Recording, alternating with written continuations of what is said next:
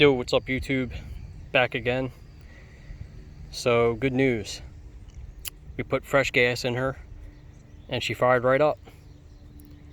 But when you hit the gas, she bogs a little bit.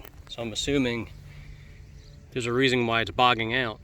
So I wondered to myself, like, hey, why is the bike bogging out when you hit it, when you give it some gas?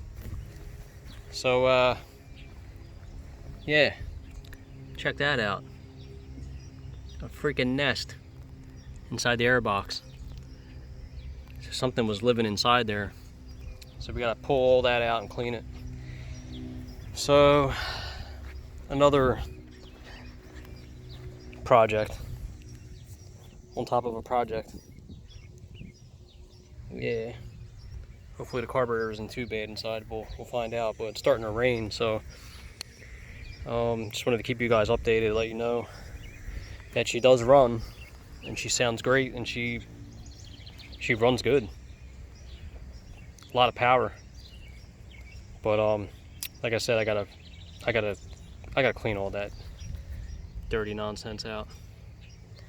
Yeah, somebody made a home in there.